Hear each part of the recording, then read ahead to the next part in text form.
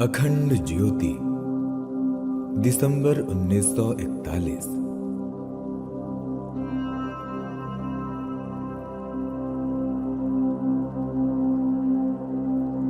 सादा जीवन उच्च विचार।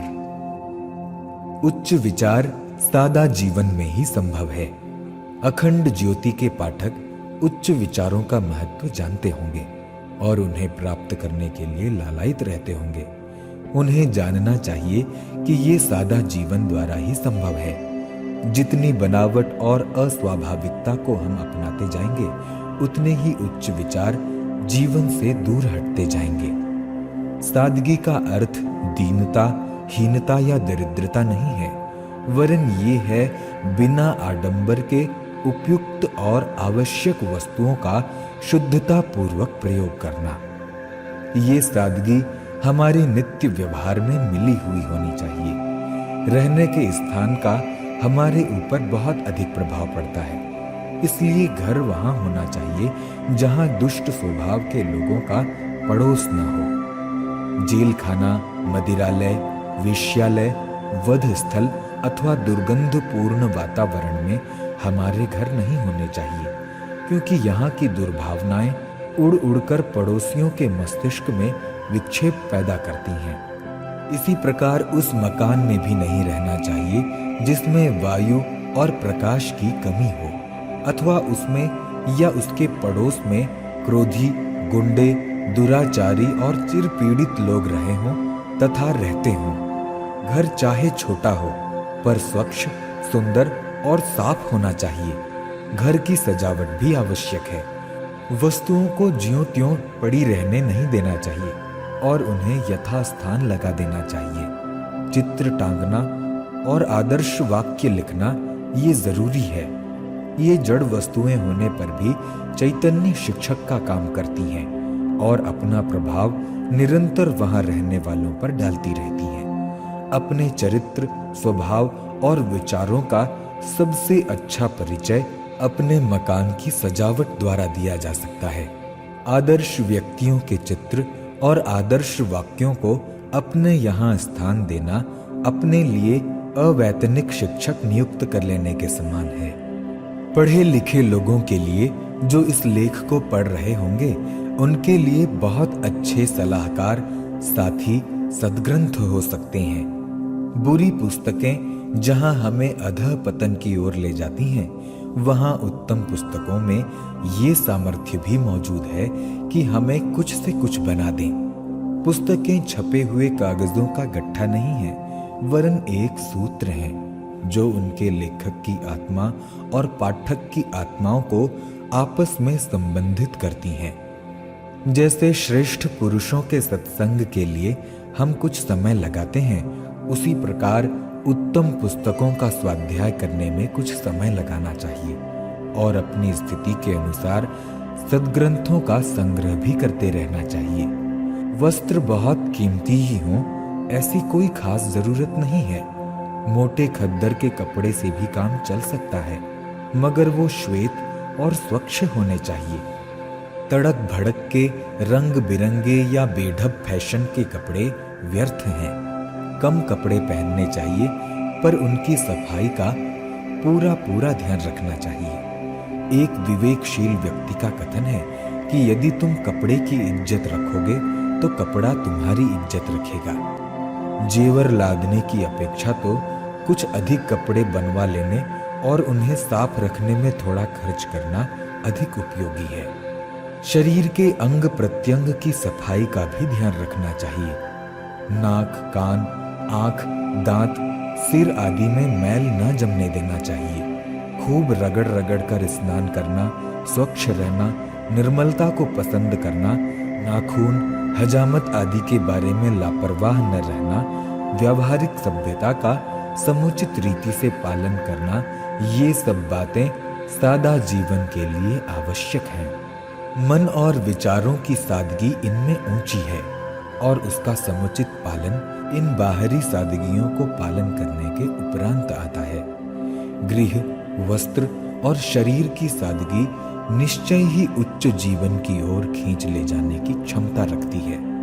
आरंभ हमें यहीं से करना चाहिए। नम्रता का आभूषण। लेखक ऋषि तिरुवल्लुवर।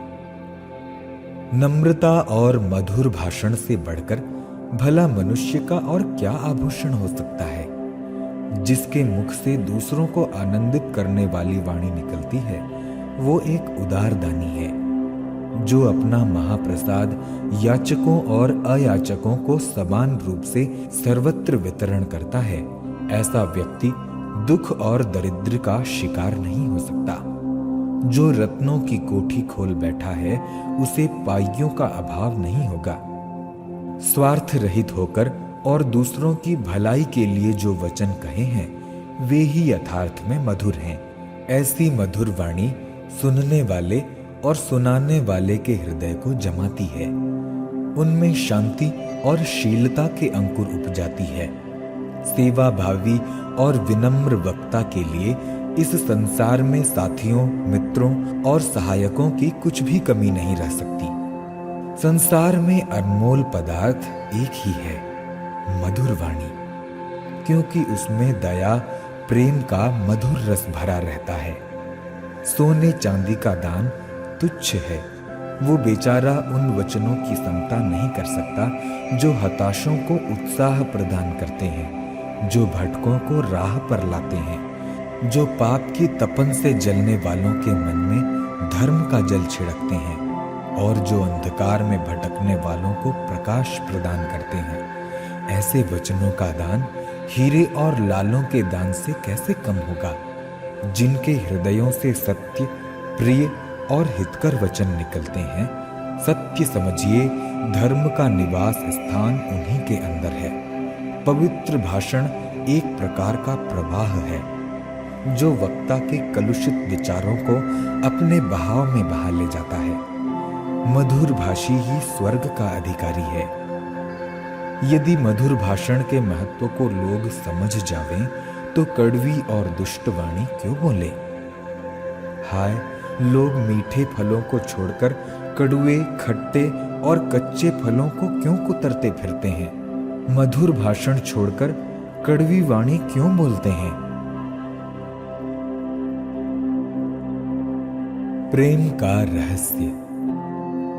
लेखक श्री स्वामी विवेकानंद जी महाराज।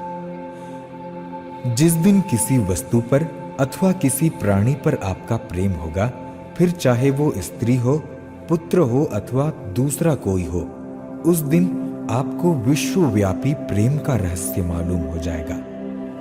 इंद्रिय सुख के लिए प्रेम करने वाले मनुष्य का लक्ष्य बहुधा जड़ विषय के आगे नहीं जाता।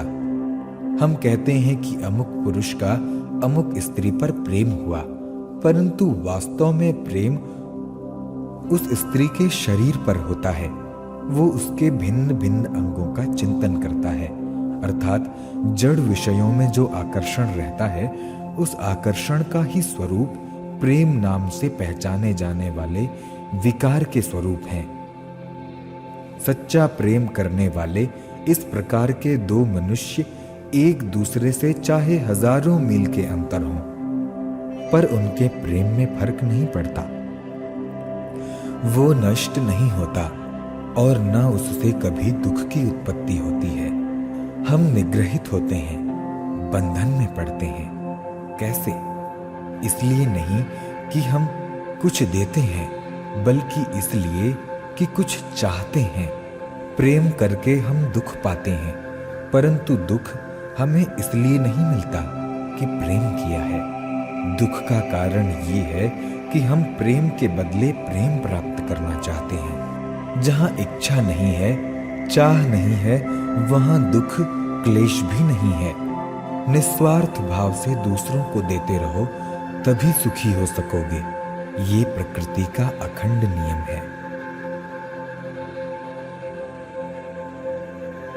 रामकृष्ण परमहंस के उपदेश। ईश्वर को ऐसा समझिए जैसा खांड का पर्वत। छोटी चींटी उसमें से छोटे दाने ले जाती है और बड़ी बड़े दाने उठाती है, फिर भी पर्वत ज्यों का त्यों रहता है। उसको सारा का सारा कोई नहीं उठा सकता। इसी प्रकार भक्त लोग परमात्मा के दिव्य गुणों में से थोड़ा सा प्रसाद पाकर ही प्रसन्न हो जाते हैं, पर उनका संपूर्ण रूप कोई नहीं जानता। सत्पुरुषों का सत्संग ऐसा समझिए जैसे चावल का माड़। चावल का माड़ पीने से नशा उतर जाता है और सत्पुरुषों के सत्संग से विषय वासनाओं की उन्मत्तता चली जाती है। आग के पास रखने पर गीली लकड़ी भी सूख जाती है और कुछ समय बाद वो सूखी की तरह ही जलने लगती है। सत्पुरुषों का सत्संग लोभ आदि विषयों का गीलापन सुखाकर मनुष्यों को इस योग्य बना देता है कि उनमें विवेक रूपी अग्नि प्रज्वलित हो सके। आग को यूं ही पड़ा रहने दिया जाए तो उस पर राख जम जाएगी और थोड़ी देर बाद वो बुझ जाएगी, किंतु यदि उसे कुरेदते रहें और नया ईंधन डालते रहें तो वो फिर न बुझेगी। अकेला बैठने वाला मनुष्य बुद्धिहीन हो जाता है, किंतु सत्पुरुषों की संगति करने वाला चैतन्य बना रहता है। लाखों मण मोती समुद्र के गर्भ में छिपे पड़े हैं, पर वे मिलते उन्हें ही हैं जो गहरी डुबकी लगाकर खोज करते हैं। संसार में अनेक प्रकार की सिद्धियां हैं, पर वे मिलती उन्हें ही हैं जो उन्हें प्राप्त करने के लिए परिश्रम करते हैं। योगी अरविंद घोष की वाणी। दुख और दुर्बलता अज्ञान जनित विकार हैं। ये व्यापक और नित्य तत्व नहीं है। उनका हमें आत्मबल के द्वारा सदा के लिए नाश करना होगा। अपने लिए और समस्त मानव जाति के कल्याण के लिए इस जगत को स्वर्ग बना देना हमारा कर्तव्य है। कृष्ण भगवान ने महाभारत में कहा था कि कुछ लोग इस संसार में प्रवृत्ति मार्ग का उपदेश देते हैं और कुछ निवृत्ति का, किंतु मैं निवृत्ति मार्ग वाले अकर्मण्यों से सहमत नहीं हूं, क्योंकि वे शक्तिहीन हैं। मैं भी श्री कृष्ण के उपर्युक्त कथन का अनुकरण करता हूं।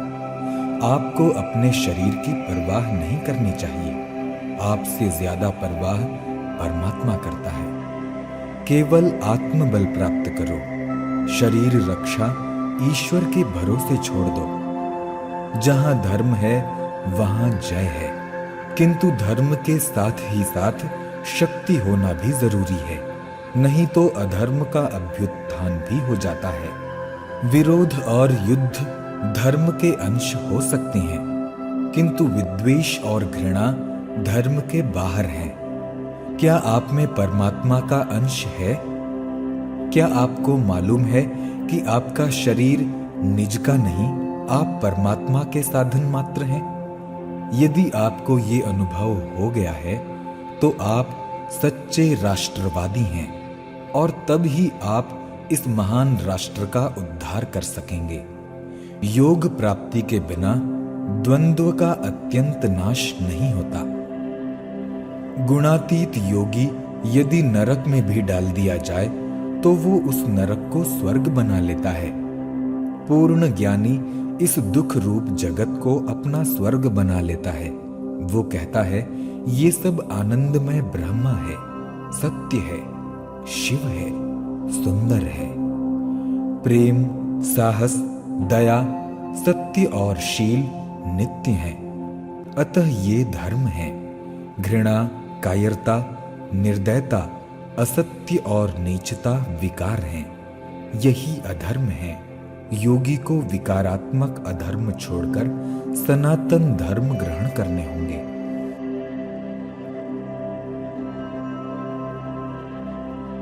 प्रभावशाली व्यक्तित्व।